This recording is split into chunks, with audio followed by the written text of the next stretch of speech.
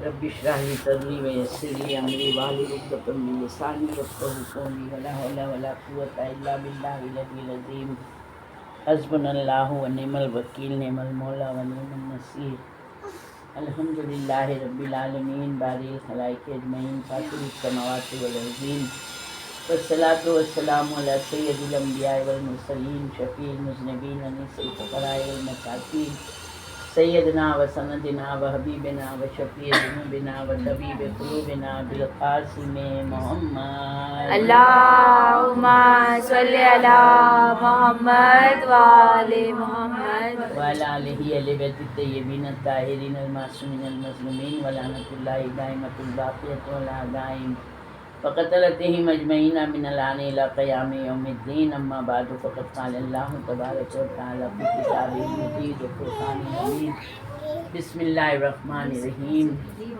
قل لا اسألکم علیہ اجرا الا المودۃ فی القربی کہہ دو اے رسول کہ میں کوئی اجر رسالت نہیں چاہتا سوائے اس کے کہ میرے قرابت داروں سے محبت کریں۔ اللہ نے رسول کے اہل بیت کی محبت کا حکم دیا ہے، تو کس طرح سے امت نے اس محبت کا حق ادا کیا ہے۔ آج شب عاشور یعنی سب سے سخت ترین رات ہے شب عاشور۔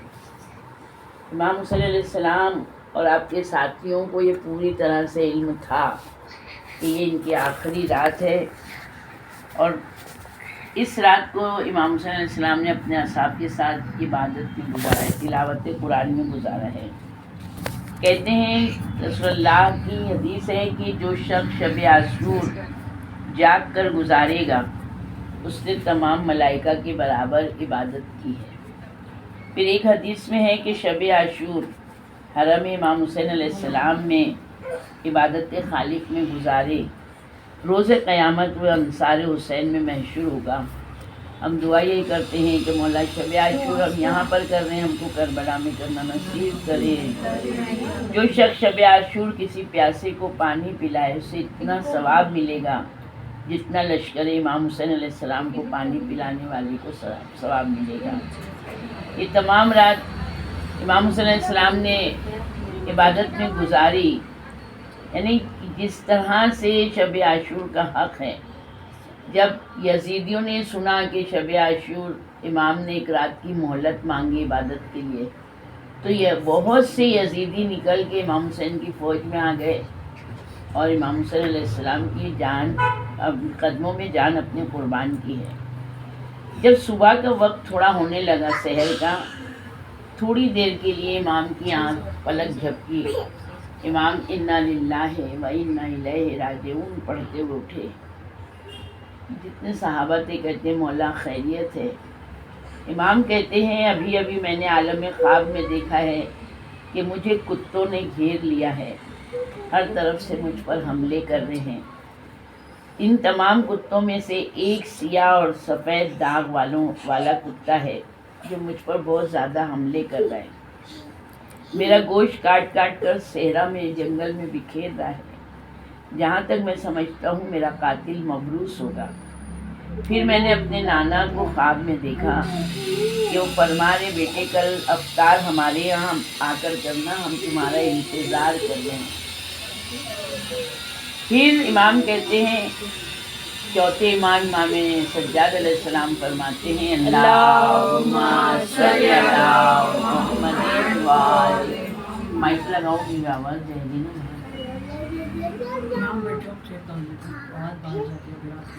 ہے نا؟ ہاں ہم کو کچھ نہیں ہے، ان لوگ کوئی آواز نہیں آ رہی۔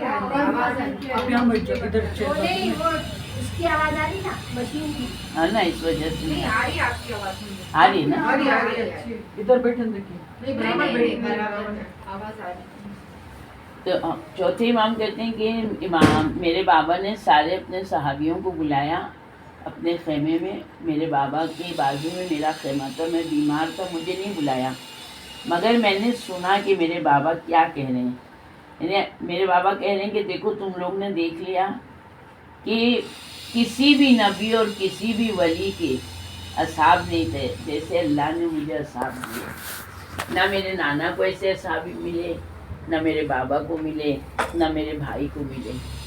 پھر کہتے ہیں امام کہ اللہ تم کو جزائے خیر دے، اب آخری وقت آ پہنچا ہے، تم نے حق وفا ادا کر دیا، ان کو میرے سوا کسی سے کوئی دشمنی نہیں ہے، تم لوگ ایسا کرو ایک ایک صحابی اٹھو اور میرے اہل بیت کا ہاتھ پکڑو اور خاموشی سے تم لوگ نکل جاؤ، میں نے تمہارے سے بیعت اٹھا لی ہے، میں جنت کا بھی ضامن ہوں۔ جب امام یہ کہہ رہے ہیں کہ مجھے تم لوگ تنہا چھوڑ دو، اور دیکھو میں بوڑھا ہو گیا ہوں، میں سب دیکھ چکا ہوں، میں تم سے اپنی بیعت اٹھا لیتا ہوں، تو کہتے ہیں جتنے صحابی تھے اتنا چیخ کے روئے کہ کوہرام مچ گیا۔ پھر امام کہتے ہیں اللہ تم پر رحم کرے۔ پھر کہتے ہیں تمام صحابی کہتے ہیں آقا اگر ہم عربوں کے طعنے سہ بھی لیں تو قیامت کے دن بنت رسول کو ہم کیا نہیں دکھائیں گے۔ پھر اس کے بعد ایک ایک قبیلے والے اٹھتے ہیں اور کہتے ہیں مولا آپ ہم کو بحیثیت امام حکم نہیں دیجیے گا کہ ہم چلے جائیں، ورنہ ہم کو یہ تو پتہ ہے کہ ایک مرتبہ ہم شہید ہوں گے اور اس کے بعد ہماری نجات ہی نجات ہے۔ اب امام کو یہاں پر کچھ کوئی کہتے ہیں، مسلم ابن اوسجہ کھڑے ہو کر کہتے ہیں اے فرزند رسول، اگر مجھے یہ یقین ہوتا کہ آپ کی محبت میں 70 مرتبہ مارا جاؤں گا پھر زندہ کیا جاؤں گا تو بھی آپ کے سے دور ہرگز میں اپنا سر نہ اٹھاؤں۔ جب یہ یقین ہے کہ صرف ایک مرتبہ کی موت ہوگی اور میں آپ کو کیسے چھوڑ سکتا ہوں۔ پھر سعد ابن عبداللہ کھڑے ہوئے، انہوں نے کہا اے زہرا زادے، میں تو صرف ایک خواہش ہے اور وہ یہ کہ میں قیامت کے دن نبی کونین کے سامنے اس حیثیت میں جانا چاہتا ہوں کہ میرا چہرہ سرخرو رہے اور ان سے کہہ سکوں کہ آقا جس اہل بیت سے کے لیے آپ نے وصیت کی تھی، محبت کا وعدہ کیا تھا، تو ہم نے اپنی جان ان کے حفاظت کے لیے قربان کی، ان کے قدموں میں ہم نے اپنا سر رکھا۔ جناب حبیب ابن مظاہر کہتے ہیں اے فرزند رسول، اگر مجھے آپ کی محبت میں 1000 مرتبہ قتل کر کے زندہ کیا جائے اور قتل کرنے کے بعد میری لاش جلا کر راکھ ہوا میں اڑا دی جائے تو بھی آپ کا ساتھ نہیں چھوڑوں گا۔ ہمارا امتحان نہیں لیجیے مولا، اگر آپ حکم دیتے ہیں، اگر خودکشی حرام نہ ہوتی تو ہم اپنے سر کاٹ کے آپ کے قدموں میں رکھ دیتے ہیں۔ یعنی امام نے کس طرح سے اپنے صحابیوں پر حجت تمام کی، یعنی ہمارے امام کوئی بھی چیز زبردستی امام نے نہیں کروائی ہے۔ جناب سکینہ کہتی ہیں جب میں نے علی اصغر کی پیاس دیکھی تو میں ایک مرتبہ خیمے سے اٹھی پانی کی تلاش میں، کیا دیکھا کہ میں کوئی خیمے میں جا کے ایک ایک خیمے میں پوچھ رہی ہیں کہ اگر ذرا سا پانی ہو تو دے دیں، ذرا سا پانی ہو تو دے دیں۔ کہتی ہیں کہ میں اپنے بابا کے خیمے میں گئی، میں نے کیا دیکھا کہ بہت زیادہ رونا اور گریہ زاری ہو رہی ہے، آواز سے گریہ ہو رہا ہے۔ میں اپنے بابا کے خیمے میں گئی مگر میرے بابا بھی رو رہے ہیں۔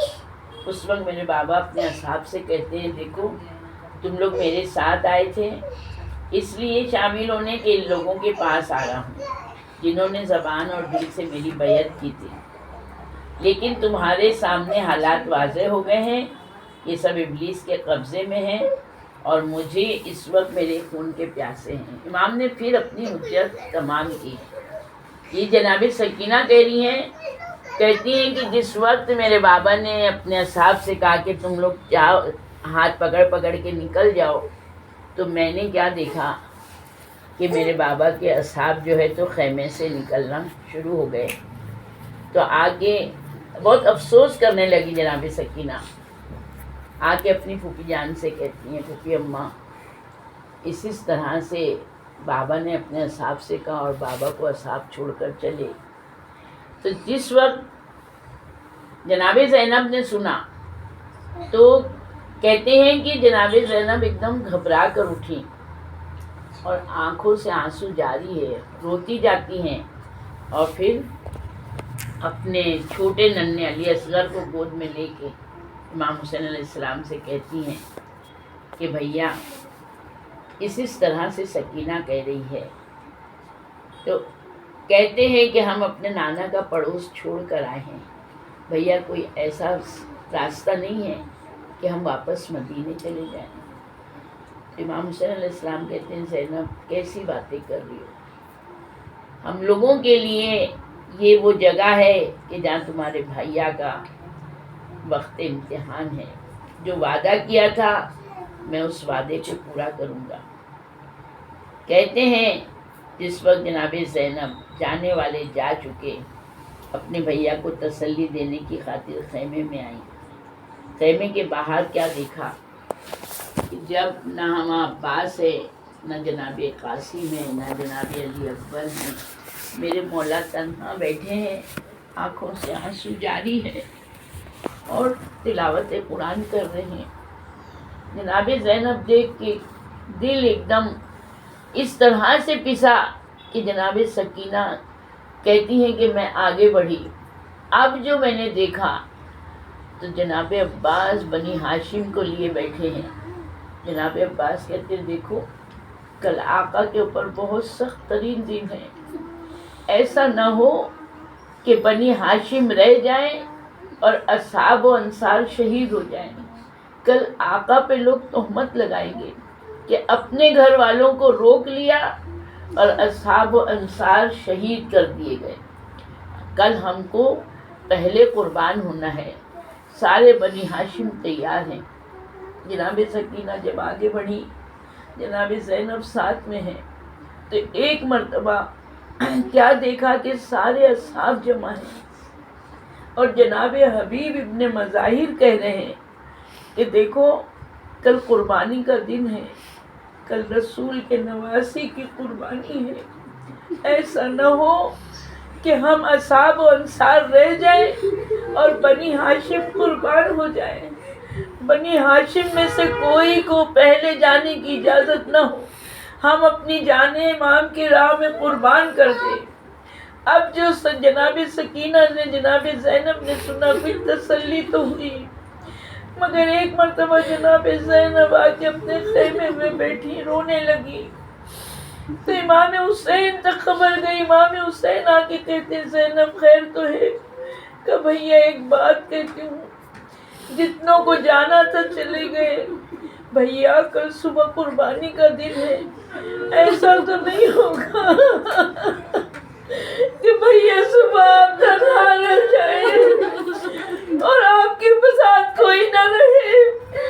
تو میرے امام کہتے زینب میں نے سب کا امتحان لیا ہے، یہ میرے چنے ہوئے صحابی ہیں، یہ کوئی بھی نہیں جائے گا۔ کہتی ہے زینب بھیا میرا دل بڑا ہول کھا رہا ہے۔ اب یہ بات جو ہے جناب ایک صحابی نے سن لی، وہ جا کے حبیب سے کہتے ہیں حبیب زہرا زادی خوف زدہ ہے کہ کہیں ہم حسین کو فرزند رسول کو تنہا نہ چھوڑ دیں۔ کہتے ہیں ایک مرتبہ حبیب نے آواز دی میرے صحابیوں آؤ، ایک مرتبہ جناب عباس نے بنی ہاشم کو آواز دی، امام حسین کہتے ہیں اے میرے صحابیوں، تو کہتے ہیں مولا بس اتنی اجازت دیجئے کہ ہم شہزادی کے دل کی خاطر کہ ان کو ہم پر یقین آ جائے ہم اپنی جانیں خود قربان کر دیں۔ امام نے اس طرح سے اپنے ساتھیوں کو کس طرح سے آگاہ کر دیا کہ کل صبح قربانی کا دن ہے۔ رات آئی، امام نے اس کے باوجود بھی سب کو اکٹھا کیا، آخری حجت تمام کی۔ امام نے کہا دیکھو میں پھر تم سے کہہ رہا ہوں، میرے اہل بیت میں سے ایک ایک کا ہاتھ پکڑو اور تم لوگ کنارے سے نکل جاؤ، تم لوگ کے جانے میں کوئی رکاوٹ نہیں ہوگی۔ کہتے ہیں خیمے میں جہاں جیسے جو بیٹھا تھا صرف چلا کے روتے ہیں، کچھ ہٹتے نہیں ہیں، ہلتے نہیں ہیں۔ ایک مرتبہ امام نے کہا اچھا شاید روشنی میں تم کو شرمندگی ہو رہی ہوگی۔ امام نے اپنے خیمے کی دیے کو بجھا دیا، اب خیمے میں اندھیرا ہے. امام کہتے ہیں دیکھو اب اندھیرا ہے, کسی کو نہیں پتہ چلے گا کون نکل کر چلا گیا. تھوڑی دیر کے بعد جب امام نے خیمے میں روشنی کی تو کہتے سب اپنی تلواریں اپنے گلے پہ لیے بیٹھے ہیں. کہا مولا اپنے سے جدا کرنے کی بات نہ کیجیے مولا,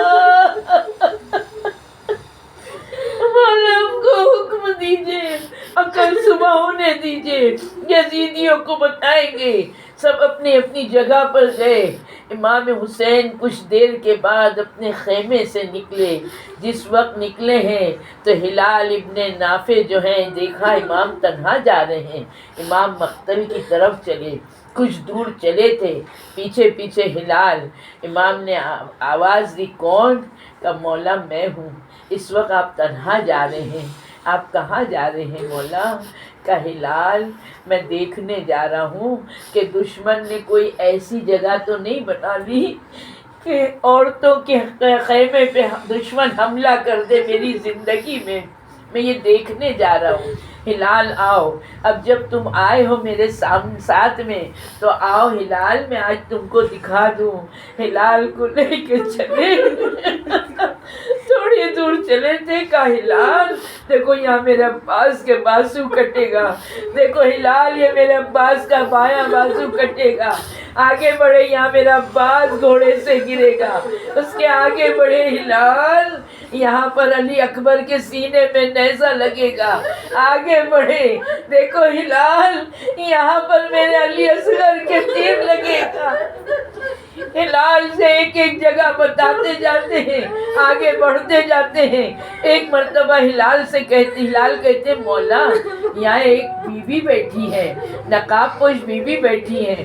ہلال کہتے ہیں, امام کہتے ہیں ہلال ادب کرو, احترام کرو. کہ کیوں مولا؟ کہ وہ کوئی اور نہیں میری ماں فاطمہ ہے. کل میں اس جگہ گھوڑے سے گروں گا. میری ماں کربلا کی زمین کو اپنے بالوں سے صاف کر رہی ہے کہ جب میں گھوڑے سے گروں تو کوئی کنکر پتھر, کوئی کانٹا مجھے نہ چبھ جائے. اللہ اللہ. ہلال نے جب امام سے جملہ سنا بہت روئے ہلال. ہلال نے امام سے ایک ایک شہادت کی جگہ دیکھی. میں کہوں گی مولا رات ہلال کو سب بتا دیا, صبح عاشور آ گئی. میرے مولا جب عاشور ایسی گزری کہ سارے صحابی جانتے ہیں کل زہرا کا لال قربان ہو جائے گا. وہ حسین جو رسول کا نواسا رسول کی پشت پر بیٹھتا تھا تو نماز طول ہو جاتی تھی.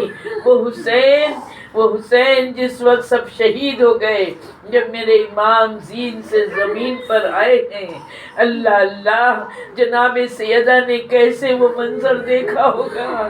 بی بی نے بال سے زمین تو صاف کی, مگر بیٹا حسین جب ذوالجناح سے زمین پہ آئے ہیں تو راوی کہتا ہے اتنے تیر تھے امام کے کہ نہ مولا زین پہ تھے نہ زمین پہ تھے, بلکہ تیروں پہ معلق تھے.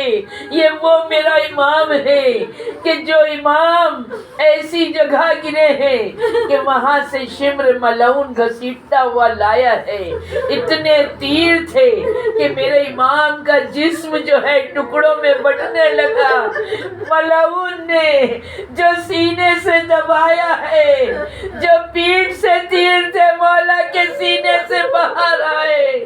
میرا امام تڑپا, 3 دن کا بھوکا پیاسا امام. آئے میرے مولا جب عاشور ہے. میرے مولا ہم سب کنیزیں آئی ہیں. میرے مولا آپ کی عزا کا فرش بچھایا ہے میرے مولا، ہمارے پاس سوائے آنسوؤں کے نذرانے کی کوئی چیز نہیں، ہمارے ان آنسوؤں کے نذرانے کو قبول کر لے میرے مولا، ہم حقیروں کی چھوٹی سی عبادت کو قبول کر لے۔ اللہ رحمت اللہ علیہ قوم الظالمین سیعلم الذین ظلموا أيهم منقلب ينقلبون۔